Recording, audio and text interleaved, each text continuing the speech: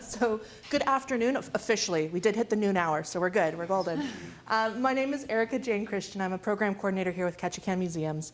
And I just really want to thank all of you all for coming out here and joining us this afternoon, and especially to our panelists. So you're going to hear a little bit more from them here in a moment, but they've already dedicated and spent quite a bit of time with us in this development of the newest featured exhibit here in Ketchikan Museums, which is On the Edge, Ketchikan's Stories from Ketchikan's Working Waterfront.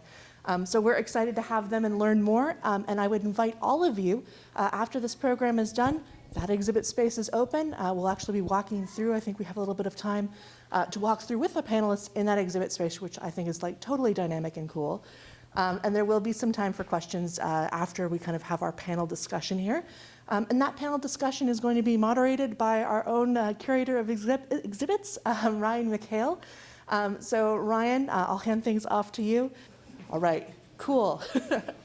All right, then I will hand things off to Ryan McHale, and we'll get started today. And again, thank you so much for joining us here. Thank you. Hey, everybody. I'm Ryan McHale, curator of exhibits here. And as Erica Jane said, our exhibit On the Edge, Stories from Ketchikan's Waterfront. The exhibit really highlights contemporary stories along our waterfront to celebrate and recognize the people that are doing work today, while still connecting it to the history of our maritime heritage. But over the course of this past year, I've been able to get to know everyone featured in the exhibit and get to know why they work along the waterfront, what inspires them, what drives them. And I got to go and see their workplaces, which was really awesome, and see what they do. So today we have 4 of the 16 individuals featured in the exhibit. Chris Boss, Assistant Professor of Maritime Transportation at the University of Alaska Southeast Maritime Training Center. He's a retired U.S. Coast Guard Chief Warrant Officer and was the officer in command of the buoy tender Anthony Petite before retiring in 2022. Jenn Brown is a kelp harvester and entrepreneur. She is the owner and founder of Foraged and Found. Keenan Sanderson is the Indigenous Food Sovereignty Specialist at the Ketchikan Indian Community, and he's also the coach for the National Ocean Science Bowl team here in Kihei. And Tessa Frost is a fisheries biologist and the research and evaluation manager at the Southern Southeast Regional Aquaculture Association, also known as SARA. But yeah, so when we getting started here, can each of you introduce yourself and briefly describe what you do along our waterfront? And you could take the mic out and pass that down the line. All right. Well, good afternoon, everybody. I'm Chris Boss, and as Ryan, thank you for that introduction, by the way. Alluded to, I retired Coast Guard veteran, did 30 years with the U.S. Coast Guard, mostly ships, driving big vessels and working the aids and navigation systems throughout the United States, but mostly prioritized myself in Alaska. Retired in 2022 and got hired at UAS here in town, our forever home. And now I'm an assistant professor for marine transportation, teaching individuals of all ages and all backgrounds, safety at sea and safety on vessels, and Coast Guard required merchant mariner credentialing system. So that is my contribution to Ketchikan and the waterfront. Hi everyone, my name is Jenn Brown. I am the founder and owner of a company called Foraged and Found, and we make food products out of Alaskan harvested kelp. So we contribute to the working waterfront by diversifying the waterfront economy. A lot of our economies in the past have been focused on fisheries and the proteins that come out of the sea. We're looking at some of the plant material that comes out of the sea and seeing what kind of markets we can create with that at Foraged and Found. In addition to that, I also serve as the executive director of a nonprofit called the Ketchikan Agricultural Producers Association. And for that, we're focused on developing infrastructure within the community that can support fisheries, mariculture, as well as other food economies within Ketchikan. Good afternoon, everybody. My name is Keenan Sanderson. My Hadkil name is Hans Ingud Kangai Has, which translates roughly to the bright moon over the ocean. I was recently adopted into the Aklanas clan this past summer over in Heidelberg. I wear a number of different hats in this community. As Ryan said, I am the Indigenous Food Sovereignty Specialist for the Ketchikan Indian Community, and I kind of do a lot of things there, but My overall goal in that position is to find any and every single way that I possibly can to provide more traditional food access to the people of Ketchikan. And then I also supervise the environmental protection program within KIC as well. I also I'm the head coach for the Ocean Science Bowl team at the high school, the Saber-tooth salmon, repping their swag today. One of my favorite things to do of all time. In that capacity, I teach pretty much everything that I can about anything ocean related to a group of 16 high school students from K-High, Revilla, and the Fast Track program. And hopefully at some point the Travel Scholars program too, but we don't have any students from there yet. And I think the only other relevant hat that I wear is I'm the president for the Ketchikan Klinkin Community Council. In that capacity, I do a lot of advocacy to the state and federal government for food rights. So I'll just leave it out there. All right, my name is Tessa Frost. I'm the research manager at Southern Southeast Regional Aquaculture Association. We go by the acronym SARA down here, and then our partner organization would be NSERA, and they're based out of Sitka. And so SARA is one of 2 private nonprofit hatchery associations, and we're responsible for releasing fish from Ketchikan all the way up to Petersburg. And so we release chum, coho, and Chinook salmon to be caught by all the gear groups, and then sport fishers as well. Always looking for ways to kind of increase our community involvement. So just want to say thank you for inviting me to be a part of this today, and I hope that I can get to know Jenn and Keenan and everyone else more, because we're trying to get into mariculture and kind of adapt with the community. And so yeah, thank you for the opportunity. So Jenn and Keenan, you both are working towards increasing awareness and access to locally harvested foods. Jenn, what is food security, and what could this look like in Ketchikan? So in a nutshell, food security is the ability for a community to feed itself. And we know, I think many of us who live here in Ketchikan know that we're a relatively food insecure community currently, in the sense that we're very dependent on imported food from the Port of Seattle. And what food security would look like in Ketchikan would be being able to divert the resources that are already being harvested in our waters and on our land back into the community at a greater rate than they are currently. And it would also look like being able to access some of the wild resources that we have here that aren't currently easy to share within the community, and finding ways to preserve those and be able to share them to populations who are either underserved or incapable of being able to harvest those things on their own.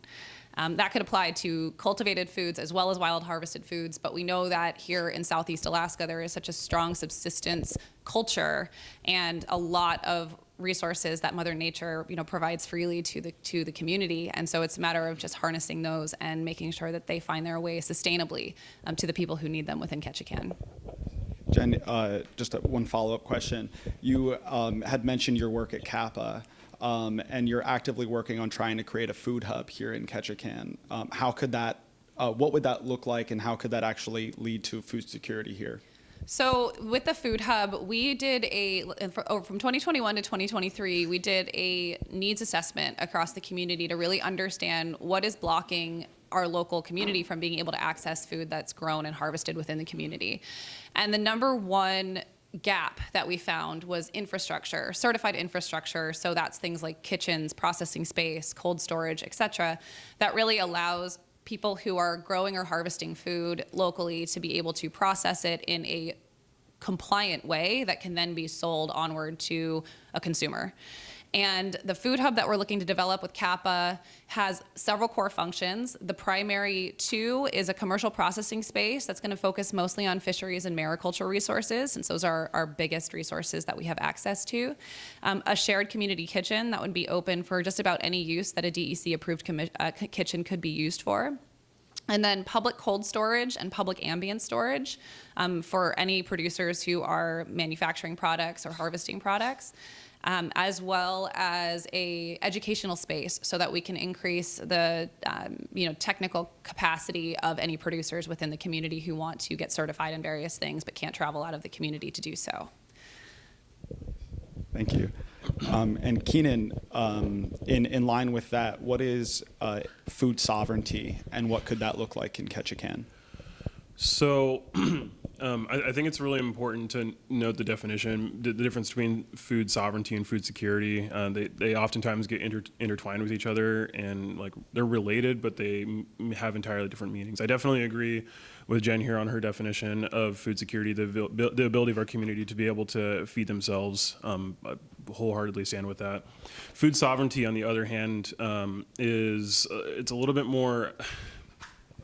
My definition continues to change through time as I go through all my different things within my career path, but it has a little bit more of like I don't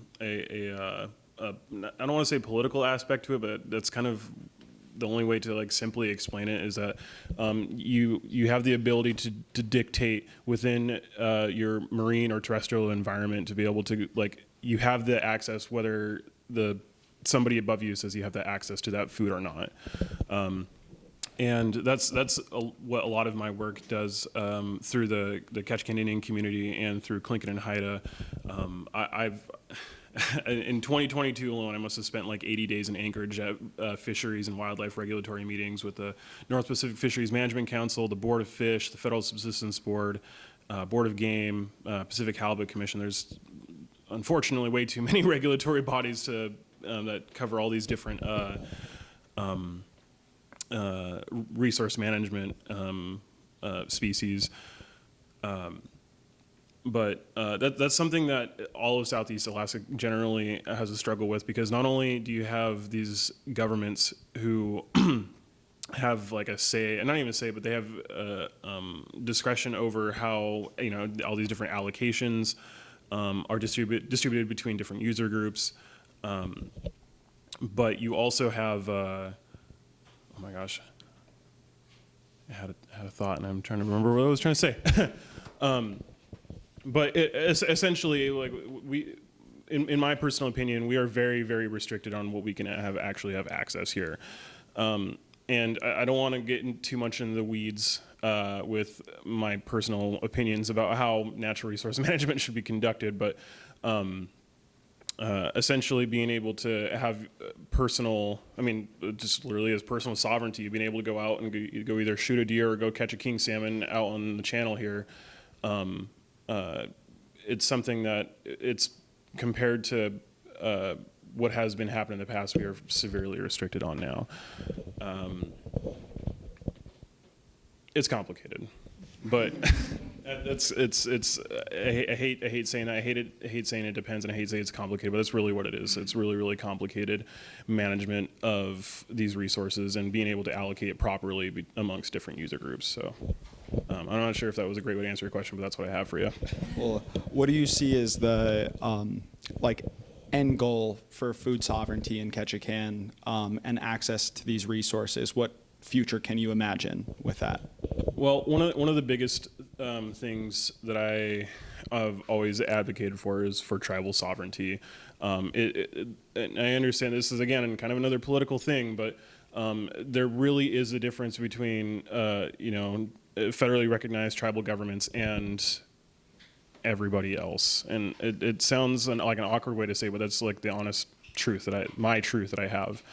The Indigenous, Tsimshian, Tlingit, and Haida people of Southeast Alaska have been here for thousands and thousands of years, and in a lot of ways, they're the most restricted user group in the entire state. We can go back and forth all day whether that's what everybody thinks about that, but that's my opinion. And one of the biggest things that I think of is, two things I should say.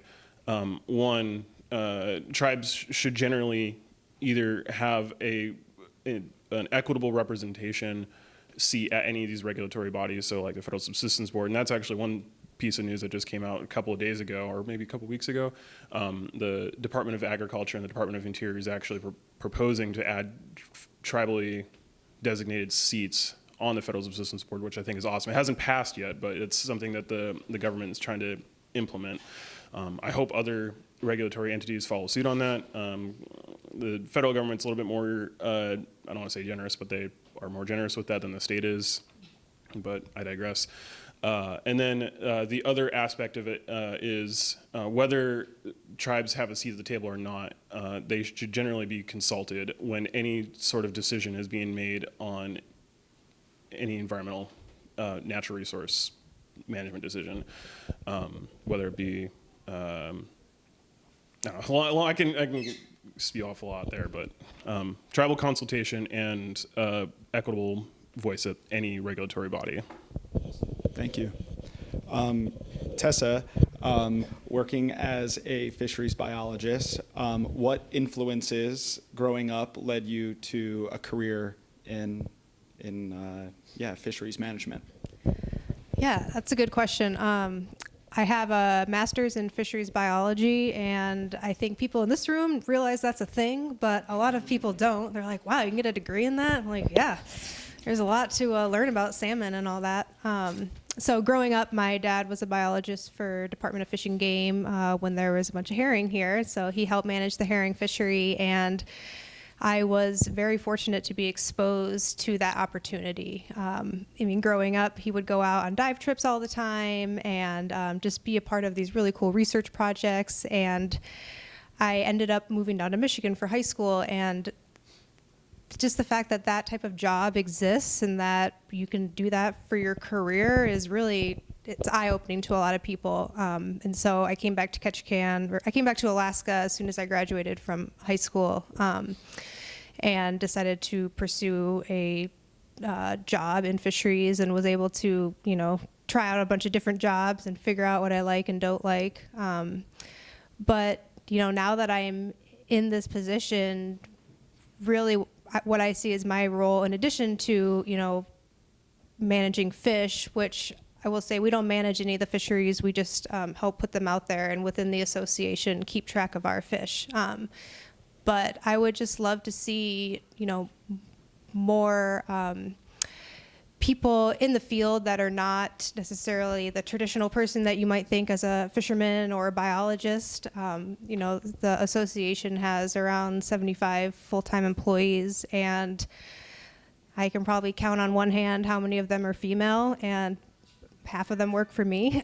So growing up, like I said, I had my dad as an inspiration, but I also had my mom, who raised me pretty much by herself and really empowered me to just, oh, that's broken, fix it. There's nothing stopping females or minorities. There are lots of barriers for us to enter fields that we're not the majority, but a lot of it, is ourselves too, and feeling like we don't deserve it and we can't do it. And so if all I'm doing here today is just advocating for people to just go for it, I'm happy about that. So Thank you.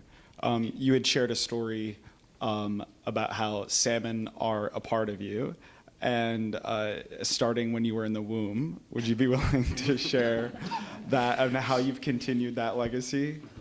Oh man, I wish I could remember what story you were talking about. You said your mom fishing while you were while she was pregnant with you. Oh yeah, yes. Well, I'm not going to say that's TMI, but yeah, no, I definitely, from when I was born, have been on a boat, and I have a picture. You saw my daughters out there being a 2.5-year-old and not sitting in a chair. So I have a picture of her in my belly while I'm holding a salmon, and my mom has the same thing of me, and it's just like, yeah, the motion of the ocean, baby. It's just part of me, and I just feel really fortunate that I got to be a part of that, and now I get to pass it on to someone else.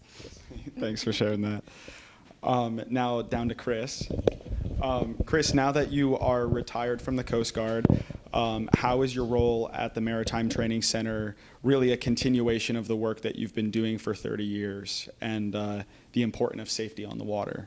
Yeah, As most of us can understand or relate to, like being a military member, we train and drill all the time, right? Like this is something that's ingrained in us in the military. And if you aren't part of it, you've probably seen it. So for most of my adult life, they're in positions of leadership trying to maintain a training program that keeps the vessel and the crew safe, whether that be marine firefighting or, life-saving apparatus, and being able to get into that kind of, you find yourself in a bad spot on the water, it's going to be the worst day of your life, right? Like literally, but it's not going to be in that kind of conditions that you expect. Like it's going to be the worst day of a weather day. It's going to be howling. It's going to be great size seas, So being able to train our crews to be able to operate and respond to those kind of emergencies was somewhat ingrained in me in the Coast Guard and all the life-saving aspects that comes with it.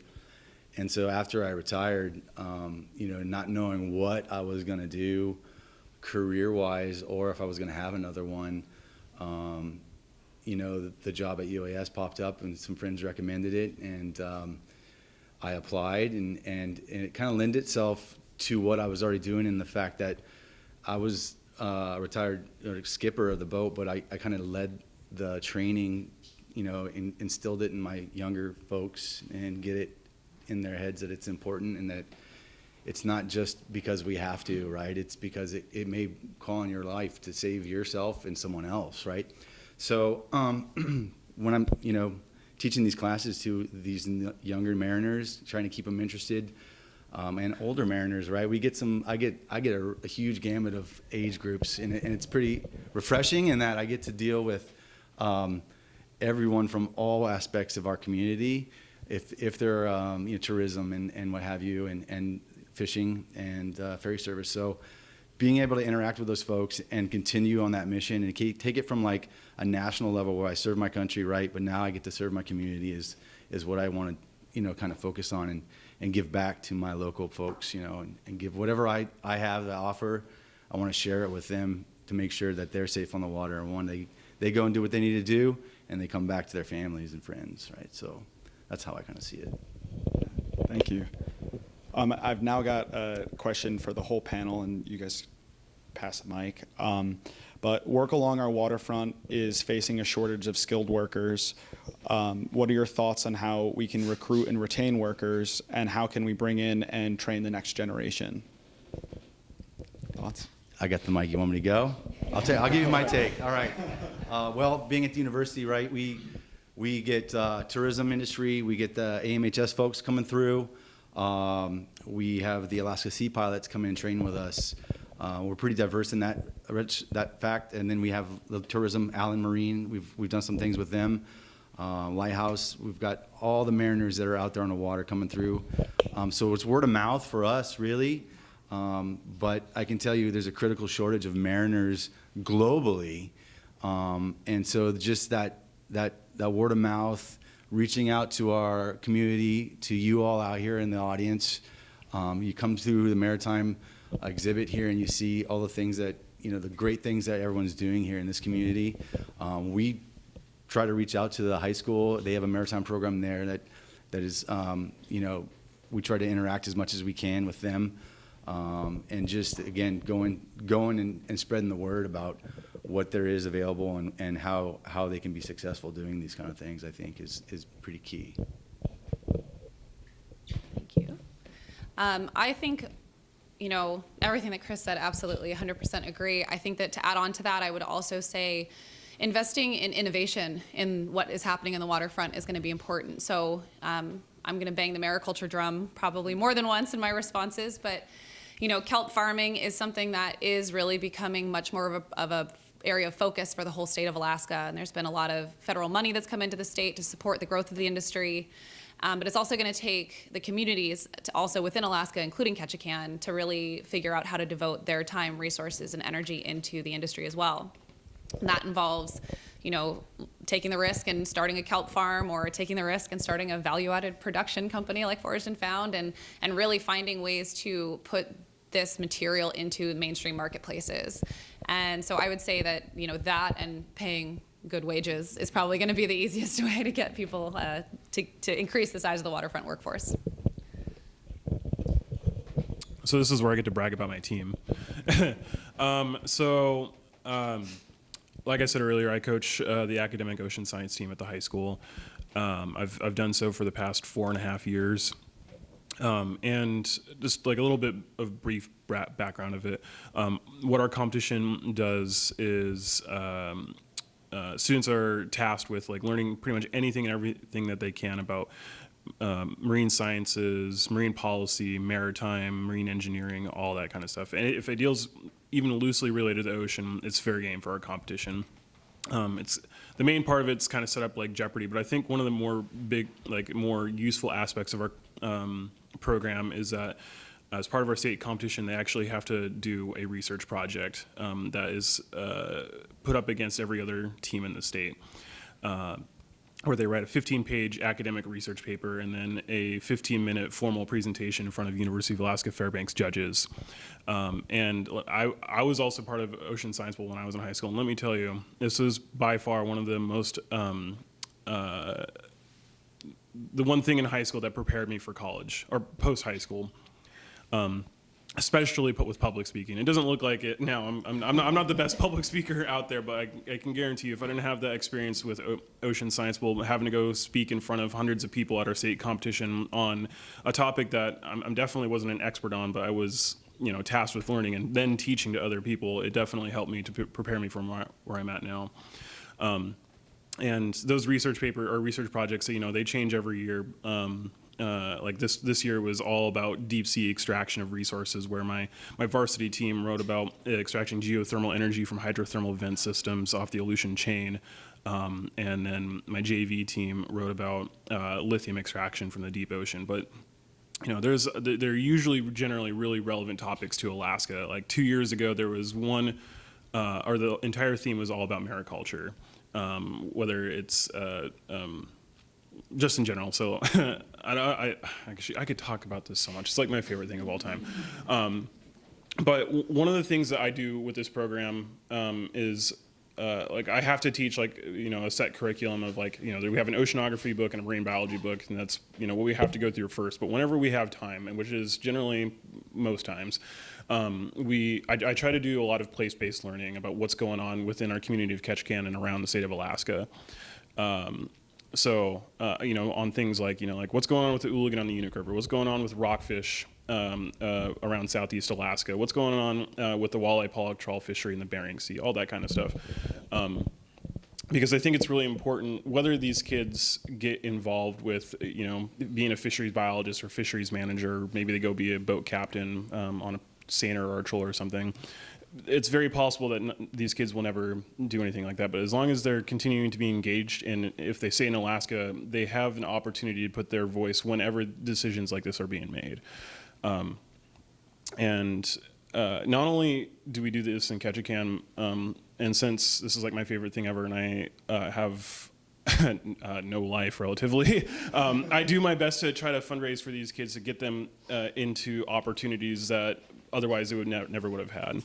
This past season alone, I brought about 8 of my students up to Anchorage to go see what goes on with federal fisheries management through the North Pacific Fisheries Management Council. And the main objective was, to basically just sit and pay attention to what's going on, and they can absorb what's going on there. I actually had 3 students who not only, they went, but they also wrote their opinions, not mine, their opinions on what they think the council should do to mitigate a bycatch issue. And they actually also went to testify in front of a way bigger crowd than this to the council on, again, what their opinion should be on that issue. I was floored. I did not twist their arm to do that. That was all on their own. I was really very proud coach moment there. And then we go to other opportunities too. We go to Sitka Whale Fest every year. Learn about a lot of marine mammal research going around the state and around the entire world too. We started going to the Alaska Fisheries Society Symposium. We weren't able to go this year, but we went last year, and we're actually going to Honolulu next fall, which is awesome. And then we actually did go to the Mariculture Conference of Alaska last week. We got back, or we were there from Tuesday to Friday, and it was definitely we're very science oriented, and that entity was a little bit more business oriented, which is not a bad thing. It's there's a lot of policy and economic questions that we get for our competition too, but Basically, my overarching goal to try to increase workforce future, no matter what these kids get into, is just providing them as many opportunities as I possibly can. Yeah. Let's see, what can I add? I would say I would like to hire some of your team members, first off. Second, I have found I don't necessarily have a hard time recruiting people because Alaska, it's very flashy, especially in the fisheries world, but retaining people is a big problem. For our hatcheries, they go out to the site and they might live there for 6 to 9 months. And so they're kind of in their own little community. But in fisheries, whether it's fishing or research or whatnot, people aren't really getting into this field because it pays a lot. Most of us are very passionate about fish or science or whatever it might be. And so I think a lot of people are aware that the cost of living is increasing, and Ketchikan is absolutely not an exception. And so the only way I have found to retain people is to make it easier for them to live here. And we're trying to be more collaborative with university, offering internship credits, whatnot. But by just extending your hand a little bit further and feeling like, okay, well, maybe I am taking a cut, as an association by paying for housing or whatnot, you are opening the doors that you wouldn't be there otherwise. And I have found that I have been able to attract a lot more qualified people. Keeping him here long term is still part of our problem we're trying to solve. But I think the more collaboration we have in the community across all of these working waterfront aspects, there's a lot of talent out there, and it's not necessarily limited to just mariculture or just fisheries. We can kind of spread the wealth a little bit. So throughout this exhibit, I was struck by how interconnected our waterfront is. And I just going down the line, what and who do you rely on to get your job done? Whether that's shoreside services, infrastructure, people, businesses that keep our economy going, and maritime traditions. I would say personally, I rely on my mom and my husband to just get out the door in the morning. But from a work aspect, we are constantly evolving. And so the Whitman Lake Hatchery, for example, was built a very long time ago. I should have the date. I want to say it was around 76. We're coming up on the 50th anniversary of the private nonprofits being kind of signed into law through the legislature and all that. And so we will be having a celebration. But we would not be able to do what we do without the help of the community. The water source that we get at the hatchery is from the KPU dams spillage, and that runs through our facilities. Our raceways were constructed by Charlie and Brooke Ratzat, Homestead Skiffs. We hire tenders and barges to pull us here and there. Pool engineering does a lot of work for us to come up with different plans. We're in the processing plants, sampling the fish. Our board of directors for Sarah is fishermen, seiners, gill netters, trollers. We have the city represented, processors represented, and so it really is a very community-oriented thing. And the next thing that we're trying to get involved in is mariculture, and kind of focusing more on this ecosystem. Aquaculture is what it's called. And so, we raise fish, but fish produce waste, and we put nutrients into the water to feed those fish. Well, kelp eat nutrients, so why don't we throw some kelp out there? And sea cucumbers, they'll eat anything, so let's throw them around too. And then, maybe there's some additional fishery opportunity for divers and whatnot. And so I think for us, just always being open to new partnerships and new ideas is really important, because it's we can't do anything without the help of the community. I think it might be a shorter list to tell you who I don't work with as opposed to who I do work with. but no, and it's kind of a little bit different situation with me because of all the different hats that I wear. But like through the Ketchikan Indian community, we work with so many people in our department, both on the food sovereignty aspect and then the environmental protection aspect of it. Work with all sorts of different entities like the EPA, Department of Environmental Conservation, Fish and Game, other federally recognized tribes in Southeast and in Alaska, a bunch of different more national entities like the National Congress of American Indians and the Native American Fish and Wildlife Society. There's just so many so many entities that I like. And more, I guess, more on a community level too. Like there's a handful of projects that we work on with the Ketchikan Indian community that where we do the herring egg distribution. I'm sure all of you are aware of that. That happens every year. There's no way we could do that without the fishermen that help us out with that, and especially the community volunteers that help us out with the distribution that we do on berth 4 or berth 2, whatever berth it is. My department is very tiny. We have 5 people in our department, and I'm the only one that actively works on food sovereignty related issues, at least on a day-to-day basis. And to be able to coordinate something like that by myself is just like, it'd be insanely impossible. And then I think just a quick shout out to my other hat that I wear with my coaching thing that I do. It's also something that I definitely could not do by myself. I actually stole Tessa's, one of her employees, to be my assistant coach. I could not do it without him. At least the way that we have our program structure, there's no way I could function. We could function the way we do without him. The parents with these kids, absolutely all the different sponsors that we do, that we have with different businesses around the community, especially Oceans Alaska. I got to give them a major shout out because they're almost like a piggy bank for us. It's just they have supported us so much to get to. They were the one that fully funded us to get to the Agriculture Conference of Alaska, helped support us to get to the American Fisheries Society meetings. There's, like I said, there's so many people that we work with, so many businesses that we work with, on all the things that I work with, I should say. I'm gonna leave it there. Well, I think anyone here probably knows that in Ketchikan, you really don't do anything in a silo. We're all so interconnected in this community, and I think it's part of what really makes this such a beautiful place to live and do business. But for Foraged and Found, on a pragmatic level, we work with commercial fishermen regularly. And so when I talk about economic diversification, that's what I'm talking about. So we primarily right now work with fishermen who focus on the winter fisheries. So their boats are free in the summer. And so we can provide a source of income for them for a vessel that would potentially not be normally being used. They go out and harvest the kelp for us. We currently mostly wild harvest.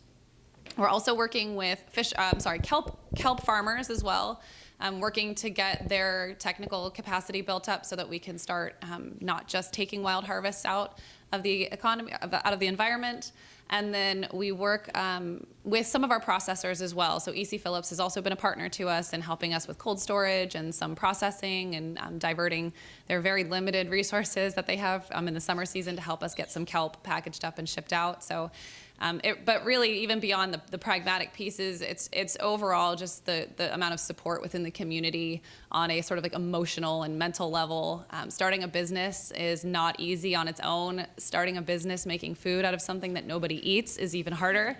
And so, I think that there's been a lot of times where my business partner and I have thought really hard about, is this really something we want to keep doing? And it's a lot of the support and love of the community that's kind of helped get us through some of those harder times. So I really, can't stress enough that even though there's a lot of practical things that happen to help us do what we do, there's a lot of things that are, kind of behind the scenes that are almost equally important. So. Well, we work with a lot of industry partners. Clearly, I dropped a few names earlier, but Alaska Marine Highway System. Where can we go without those folks, right? Like. They are our highway system on the water, really. They get us from Bellingham all the way up to Skagway and Haines. So we get a fair amount of traffic through the university programs from the ferry folks. But then you can't be remiss without talking about the sea pilots who are in our Class A simulator, bridge simulator, like occupying most of our days, or at least Michael Barge's days, gearing up for the cruise ship season, right, and the tourism season coming up. And then the local marine tourism folks that are putting students through, or their faculty or their staff members and people through that need to get their licensing done, right? So I was shocked when I first started teaching here at the university to find out that a lot of folks don't know that there's a maritime training center here in Ketchikan, Alaska, right? You can tell them it's the Robertson building and it's old bowling alley, and they'll like, hey, I know where that's at. But you can't tell them that we're actually there for you and for everyone in the community if you're interested in the maritime trades. But it's not just maritime trades too. We offer diesel mechanic classes, welding, nursing. We're all there together, right, doing the career education kind of thing. So I would say I would rely on a lot of you in this room to pass the word and create the awareness that the University of Alaska Ketchikan campus has a maritime program, has other career education programs. Spread the word and help us build our student base, you know, young, old, in the middle. We'll take you all right? So thanks for that. I got just one last question for the panel, and then we'll open it up to questions from the audience. Looking ahead, what changes do you see happening along our waterfront? Oof. Well, there is, as we addressed earlier, a critical shortage of maritime industry folks out there, you know, of all levels and all backgrounds. So one is the challenge is to keep those interests alive, right, and keep folks in the mariculture.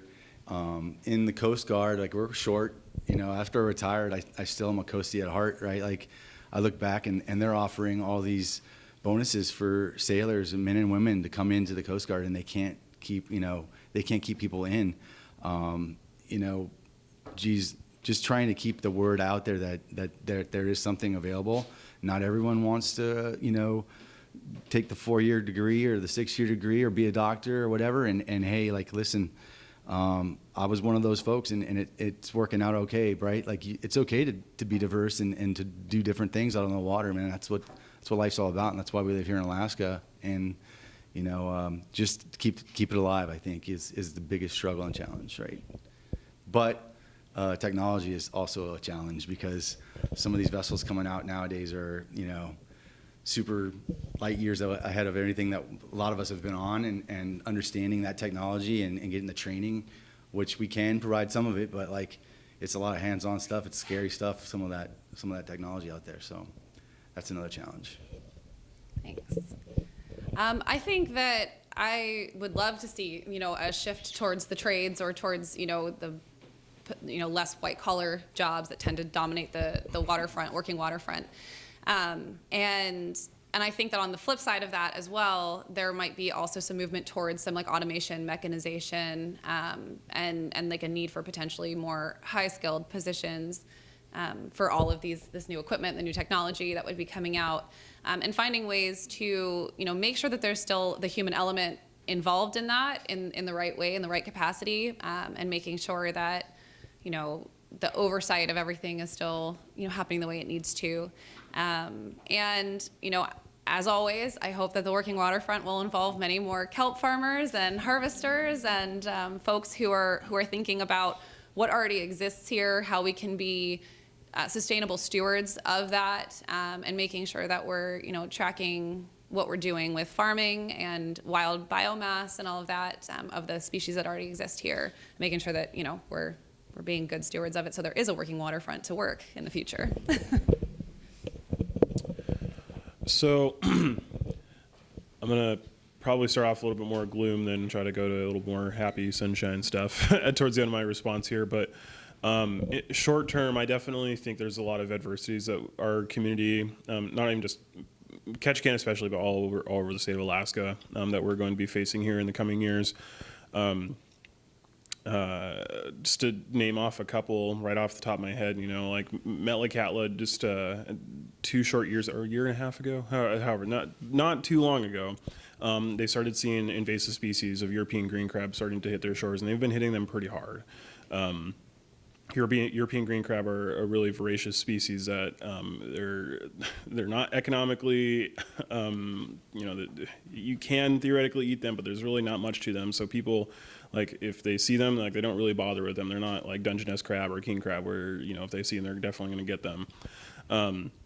And Metlakatla is not that far away from us, and it's only a matter of time before we start seeing them along our shores, which is going to impact a lot of food security problems for people who live along Ketchikan, especially those who don't have access to boats and to get off island. The Pacific Halibut Commission just the other day announced one of the largest reductions in harvestable quota for the entire North Pacific in any year ever. I can't remember the exact percentage, but it was the largest ever, largest ever reduction. That impacts every sector of fisheries: subsistence, sport, commercial, personal use. Everybody's being affected by that. And then, just a lot of general climate change related issues. Increasing ocean acidification is going to be impacting all of the hard-shelled species around here. Increased sea surface temperatures are going to ultimately make a lot of species, like, they're not going to be able to grow as big as they used to be because of their increased metabolisms. And it's none of those issues are generally, like, there's not one specific thing that you can do in a short period of time to, like, stop it, but being able to have the tools and capacity to be able to mitigate those issues is something that the Ketchikan Indian community is working really hard to try to figure out what to do in the face of all those challenges. That being said, I definitely see a lot of positive outlooks for this community. And as much as I'm more of on the hesitant side on cruise ships related stuff, but we're projected to get another record number of passengers coming through Ketchikan this year, and it's ultimately going to result in more money flowing through our economy here. That's one really big thing and it's not any. I don't really deal with any of that with any of the hats that I wear, but I see that as definitely as a positive, or as a mostly positive for this community. And I definitely see a bigger interest in marine jobs, at least through the program that I run.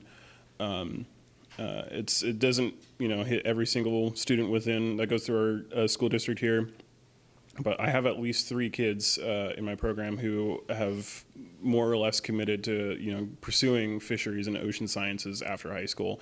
I have one student who's planning to go to Cal Maritime this upcoming fall, and before him, I've had 4 students from my program go to Cal Maritime, and as much as we're a lot of Ketchikan and Alaska in general are seeing a mass exodus of people going out of Alaska, there's definitely a good group of young people who I think are going to be able to lead us in the future when it relates to the waterfront.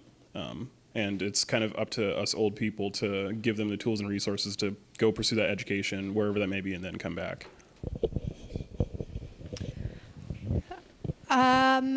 Let's see. I think that if Ketchikan wants to kind of keep up, then we need to really be investing in our infrastructure here and focusing on sustainability. I would love to, without getting into the debate of tourism or not, I would love to see the amount of money be put into, something like revamping processing facilities as it is allocated towards cruise ship related type things. This past year, we actually had a processor pull out of Ketchikan. Trident is closing their plant. I mean, that's the opposite direction we need to be going.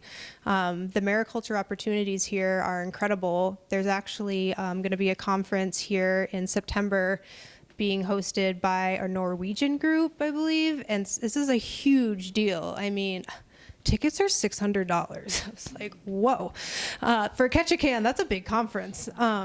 But that tells us that Ketchikan is like the forefront of mariculture in this state. I mean, we have so much water with so many nutrients just coming in. And for us to really be able to capitalize that, we need processing facilities that can, adequately, package it, dehydrate it, get it out to where it needs to go. We need to be able to do that, and right now we can't.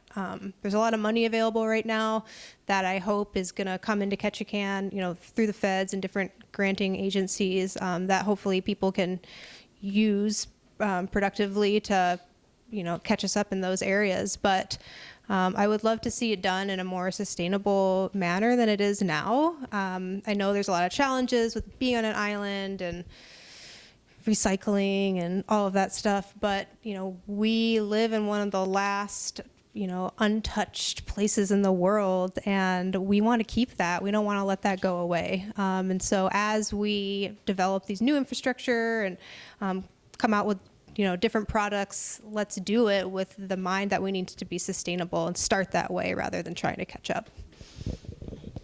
Thank you. And thank you all for being here and for answering these questions. And then now we'll have some time for questions from the audience. Is there still the Jackal boat out there that used to be used to be part of the high school, right, with the Maritime? That's correct. Yeah, they still own the Ketchikan, and from our understanding, we co-operated with the high school in the past, but they're working on it's got some malfunctions and mechanical issues that they're working on fixing. So to get it to a place where it's safe for the students to be on it and for us to operate, they're working on that now. And I don't really that is the high school thing. So. When we first came here, which we came here in '66, and I don't think it was in that, it was more like the '70s. And we, anyway, there was a class available, and we took the class. We learned how to navigate. We learned how to, draw a course line. We learned all kinds. We weren't part of the high school. It was just a class out at probably the university. Learned how to anchor. And that's not offered anymore. Is that correct? No, right now we're not offering a course like that. No. It was a really good class. Sure. And that's absolutely, that's the key, right? That's the number one, right? You want to be able to go out, recreate, fish, do all the things, and then come back and be safe, right? So again, something that we've been talking about. We haven't really come up with a strategic plan, and I don't want to put the director on the spot either. So however, there is a need absolutely out there, and so the high school does offer a Maritime 1 class, and we actually had the instructor who teaches that class come through a bunch of our courses. So we are in contact with them. I know there's a need. You're telling me there's a need, so maybe we'll see what we can do. But for sure, yep. So one of the hats I did not disclose, but I'll disclose now, is that I'm the vice president for the school board here in Ketchikan, and this is something that we've absolutely heard from all sorts of people, that this is an absolute need that we need to have offered at the high school, and I wholeheartedly agree. I took both years of Maritime that was offered when I was in high school, from 2012 to 2014. My freshman and sophomore year of high school is when I took them. There's definitely some issues with the Ketchikan. I don't know the specifics of it, but it's not particularly cheap. And unfortunately, the school district, and same thing with many other school districts around the state, is we're facing some really serious financial issues. Definitely hope that this SB 140 bill in the state legislature gets signed by our governor, which has a $680 increase in the base student allocation, which would definitely help to help address issues like that. I personally can give anybody a timeline on when we're going to be able to get that back up and running and start offering classes again. But that's my hope, along with reestablishing Maritime, and then also reestablishing the oceanography and marine biology classes at high school. They may be sciences, but for this community, I really consider all three of those to be C&T education courses for sure. So, little inside soup there. We probably have time for one more question. We can, here in the back. So, are there any classes through the university or anywhere else that really encourages women to specifically to get out on the water and to feel confident and not feel scared to run a boat or just be out there on their own without their male partners? I'm getting all the questions today, huh? Actually, we don't offer a safety class like that, but that would be something that I would like to include if we go forward with moving with one. Like, right, I have a boat. I've been in the Coast Guard a long time. I operate my boat. My wife is always on the boat with me. Her comfort level is different than my comfort level, right? And obviously, your spouse, your partner, they take direction maybe better from someone else than you, so we can all maybe relate to that, right? So I would offer that I would like to see, like, you know, not necessarily target at the younger folks, but also for women that may be interested. I'm sorry, everybody, right? All ages, right? Doesn't matter. Like, but just being able, if that's something that's interested you, I've seen that before in the past with like firearm safety training, you know, kind of guided just towards the women, if you're comfortable doing that or not, you know. And so I think it is important, right? Getting the word out about boater safety, being out there safe, and then it just kind of trickles down effect, right? If you're out there and you're comfortable and you're passing it on to your friends, and maybe that interest is there. So I think, you know, there's a good base here, and I think, you know, for me, the priority would be to have you all, not fishing in my spots, but like, if you're out there, I'd like you all, right, there we go. Then I can maybe offer you a personal class, right? Like, but like having something available for the entire community, but, you know, targeted at different groups, sure. I think the trickle down too would be that you're increasing comfort on the water for women in general, and their daughters and their granddaughters and other people who are gonna, you know, see that as a viable thing to do on your own, or be more emboldened. So empower everybody, right? Absolutely. So, just a quick kind of story, there was 8 of us going out to a cabin, and we all looked at each other and realized that none of us had run a boat by ourselves. And so collectively, we got ourselves there, but nobody had ever gone out of the harbor and docked it or run it. So between us, we put our brains together, and, well, my husband did it this way, or my dad did it this way. Yeah, we got, but it was frightening. Understandably. I retired from the university last week, it's the Sea Grant program, and we used to do one called Boating Without the Boys. And Okay. it included just working on an engine to going to the pool and doing survival suits and everything in between. So you could go back probably and talk to Sea Grant. Is it? All right. So that is a AMSI course. MC does it too, And yes. we partner with AMSI, so with all of the, I also work at the university with Chris. So with all of the interest, we could definitely look into trying to get an AMSI instructor down. Maybe. And well, Bill, and our director is also here, so and our workforce development director, so we can. So there's a couple of those things. So we do offer boating without the boys. We did it actually this out to fall. We've got Maritime faculty on the Juneau campus. Okay. What we've done here in the Ketchikan campus as well, but we haven't had it since COVID. Yeah. So we're in conversation now we had done it. to bring the MZ to have a local offering, probably in the next year. So stay tuned. But in the meantime, also, I mean, the other question, we do have outboard motor maintenance courses. The other thing we haven't been able to do since COVID is also the outboard skip operators course. So, and then we also have a Yamaha set of engines that we've just gotten into town now. And so stay tuned, because there's going to be a lot more of those kind of opportunities now that we're looking at restriction. I also recommend that anyone should take basic safety training, which is the intro course for getting on the water. And that's, Chris is our instructor for that. And it is marine firefighting, getting in the safety suits, learning how to pop the life raft, and first aid CPR. So that's your intro course is something we're asking about. Chris doesn't want to make more noise for his particular classes, but that is the one that you should take for that. And if I could just offer like a short-term solution, just encourage people to do it. I mean, my husband and I both have our merchant mariners credentials. Yep. That's right. Mine expired, but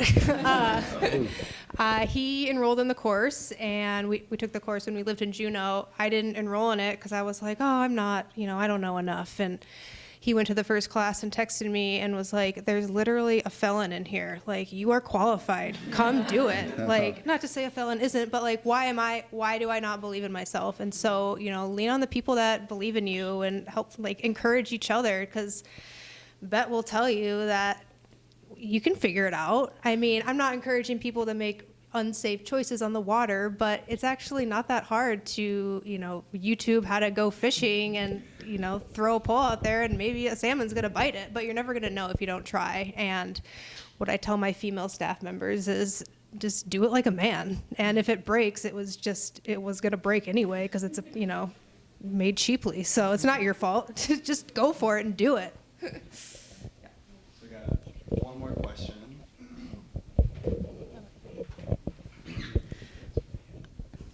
This is a bit of a turn on it. A hard question to ask, but I think important. When I hear increased capital or increased innovation, I also hear a continuation of colonization with it. And is there space for those ideas, how we hold space for Indigenous way of life with this want to sustain our communities, but not continually encroach on Indigenous way of being? And is there conversation ideas in these conversations, and what are those ideas tangibly in the future? So I actually personally believe that the way to innovate in the future is to return to Indigenous values.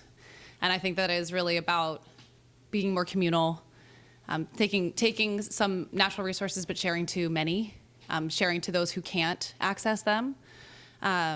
Those are the sorts of things that we're trying to incorporate into the infrastructure work that we're doing with CAPA, is recognizing that we need to honor the culture of the Alaskan community, the Indigenous Alaskan community, through the values that we witness in those communities, but also recognizing that we do need to have some modern solutions to kind of take those values and apply them in a way that can work in Ketchikan today. And I don't know, Keenan, if you wanted to say anything. Oh, I do.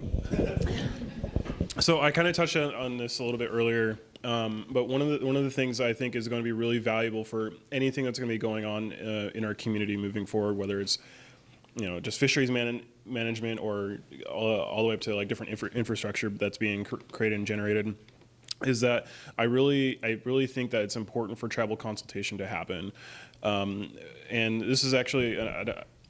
I'm generally really neutral on a lot of things, and I will express my opposition if I feel a certain way about it.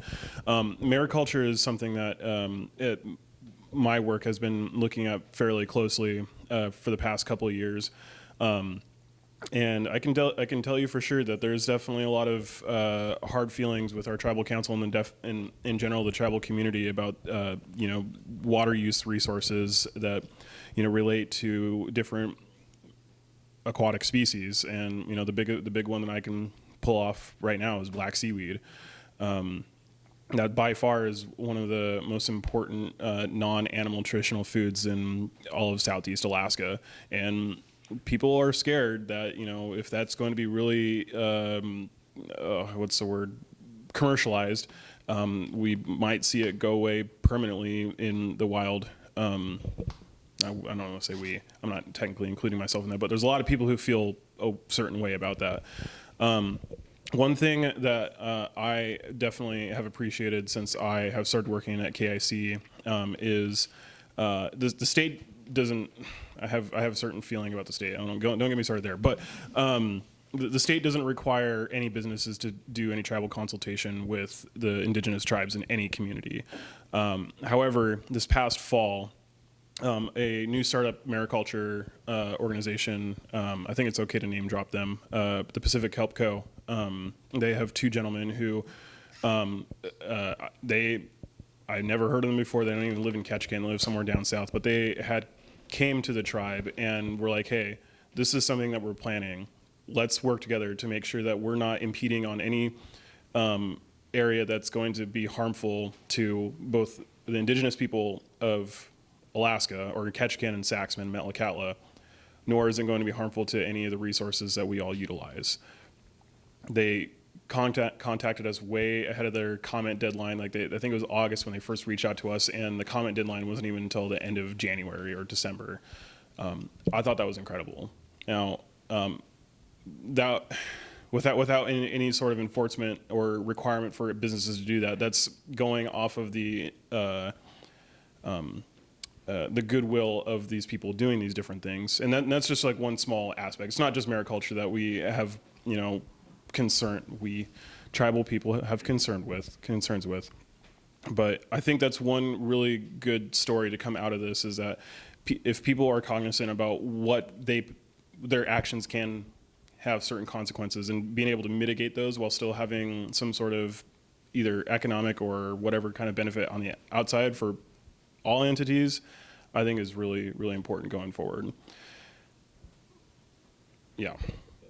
So, kind of a challenge for anybody listening that deals with stuff like that. Anyways. We passed the 1 o'clock hour, so thank you all for hanging in here with us. We caught them, we'll release them back into the wild, but we might be able to impose upon our